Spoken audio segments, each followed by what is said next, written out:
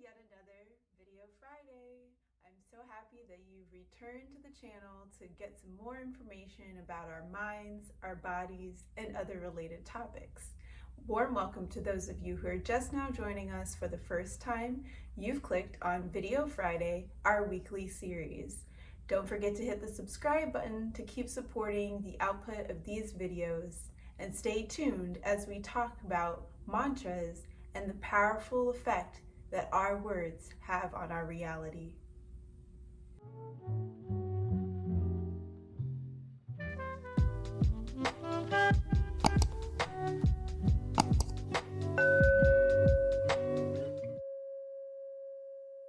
Sound has the power to change our mood, whether that is the sound of noise, like an ambulance siren going by, or the gentle humming of an airplane cabin, or music, or even speech. Sound can rearrange us mentally and physically. What sounds that we are exposed to, or the sounds that we are generating, create change within us. This can be seen throughout many studies that have been done on sound and their effect on the body. One particular study that most people know of is Masaru Emoto's water study, where he showed and took photographs of water being altered by way of sound, either through music that was played or words that were taped to the water bottles or spoken into the water. And we were able to see from his experiments the effect that positive or peaceful, beneficial sounds had on the water, and the effect that negative and not so beneficial sounds had on the water. Another study that I found recently that is very revealing is a study that by a French scientist named Vladimir Gavreau.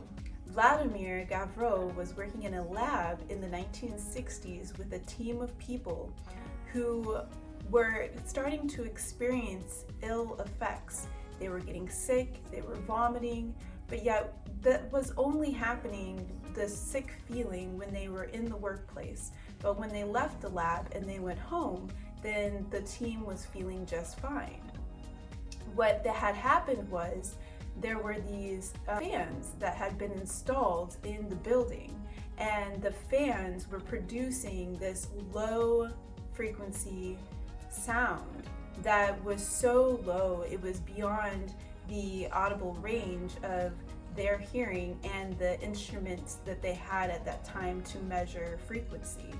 And when they discovered that they could shut the fans off and no one would get sick, Vladimir took a liking and a keenness to understanding how sound affects the body. And he actually was the first person to create a long-range acoustic device. And with his trial and error studies developing a long-range acoustic device, he produced the Canon Sonique. Now, the Canon Sonique was a deadly sound machine that would kill a man up to 20, 50 feet away. However, the downfall of his weapon was that it wasn't controlled. So essentially any of the people operating it at a close distance would also feel the effects of the sound machine and essentially die when operating it. Since then, there's a company that has produced an ultrasonic weapon, which is a long-range acoustic device, and it is and has been used across the world in war and protest. So if we can use sound to obliterate people and destroy and kill, why not also use sound to thrive and birth love? Today we're focusing on speech in the form of mantra and affirmation. Mantra, or a mantra, is a word derived from Sanskrit. Sanskrit is an Indo-European language, and it is one of the first documented languages ever. Wondrous system of sound and syllables and symbols. When we look at the word mantra, we can divide it into two syllables, man and tra. Man relates to the mind, and tra relates to an instrument, tool, or vehicle. So it can be said that a mantra is a vehicle, instrument, or tool for the mind. When it comes to pronouncing mantras, pronunciation is key because the beauty and the uniqueness of chanting a Sanskrit mantra is the fact that it holds power in the sound. If we chant them correctly, we are still receiving benefits even if we do not even know what the words mean. One mantra that is very common that most people know is Om. Om, Om, Om. This mantra is a seed mantra, and it is said to be the beginning and end of all sound, the birth of all creation. And this mantra can actually be uttered by all beings across the globe, regardless of their dialect and regardless if they are able to speak or not, because the three syllables and that are associated with saying the word Om are all three syllables that we don't have to have a tongue to utter. Another really amazing thing about this seed mantra, Om, is that when we say it, we are activating three of our chakras. We are activating our sacral chakra, which we remember is our power and confidence and energy center located above our diaphragm.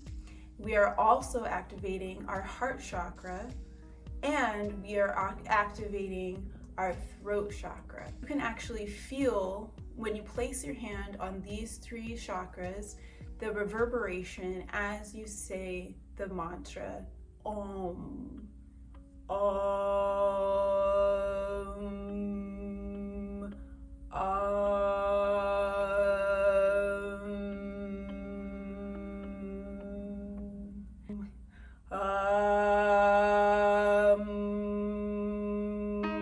I will mention that two of my favorite personally are Om Mani Padme Hum, and that means Om, which is the beginning and end of all creation, right? Mani Padme is jeweled lotus. Om Mani Padme Hum. Om Mani Padme Hum. Om Mani Padme Hum. Om Mani Padme Hum. This mantra is evoking the love or the universal consciousness for the goddess Mani Padme. So when you say or chant this mantra over and over again, you are actually creating a vibration that evokes this beautiful goddess of the jeweled lotus. Amazing. One of my other absolute favorites, which I use to give thanks and praise when I find that I'm feeling full of gratitude and abundance and thankful for all the resources and love that I have in my life, I will go to my poster of Ganesh in my kitchen, which I keep above my stove. And Ganesh is this elephant man, essentially, that is known as the destroyer of all obstacles, and he's also the patron god of science and art. He's also known for abundance and prosperity. Om Ganapataye Namaha. Om Ganapataye Namaha. And that one just feels really fluid for me. It's beautiful how these words can just really become not words but just sounds that we hear and the rhythm that we feel. Pure sound. It's not at the end of the day about deciphering a meaning. It's more about being into the trance or the flow of the vibration and really embodying that.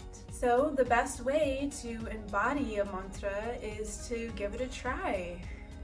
And if subscribing to this powerful ancient wisdom related to spirituality is a little off-putting for you, or in other words makes you feel uncomfortable chanting words in another language to deities that may not resonate with you, then that is totally okay.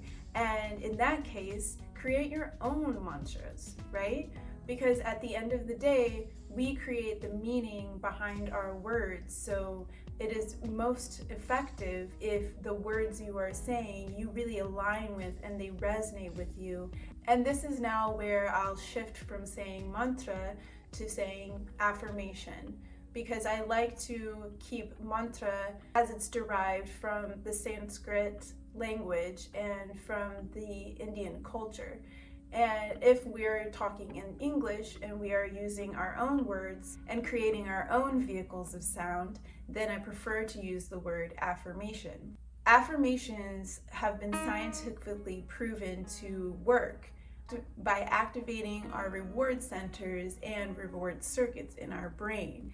Remember, where our attention flows, our energy goes. These activated reward centers and energy circuits are the same pathways in our brain that light up when we eat something that is pleasurable, or maybe when we are enjoying sex or receiving a gift. And those associated parts of the brain are the ventral striatum and the ventral medial prefrontal cortex.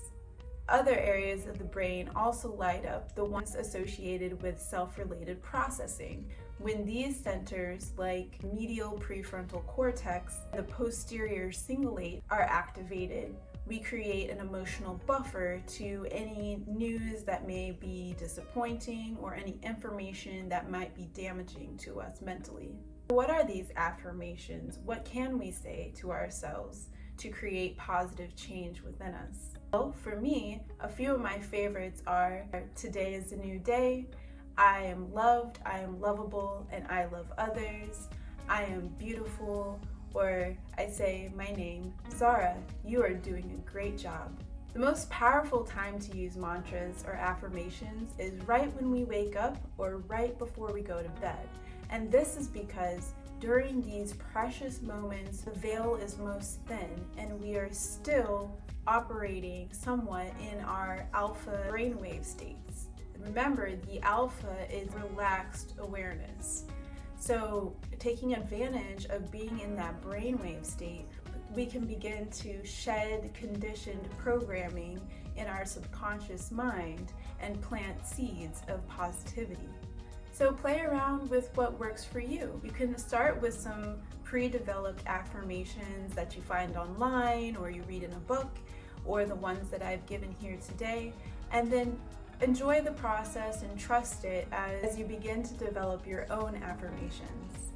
It's incredible how in real time these words will start bubbling up from your heart and through your throat and coming out just in the right time to support you in just the right way. And it's gotten to the point where now I don't even think about it. Mostly these affirmations just come tumbling out of my mouth right when I need them to, and as soon as you feel it coming out, just keep going, just keep repeating whatever it is that's coming out, no matter how weird or unusual or surprising it may seem or feel or be. Just trust that process and keep saying the words that begin to just fall out, because they will. It is such a beautiful thing. Thank you so much for watching. I wish you the best on your journey when it comes to developing and repeating these mantras. And remember, repetition is key. Traditionally, mantras are repeated 108 times. So don't be afraid to repeat the words that come out of your mouth as many times as you need them. Thank you so much for watching today. If you have any comments or questions as it relates to mantras or affirmations, please do share that below in the comments. I really would love to start creating a dialogue between us.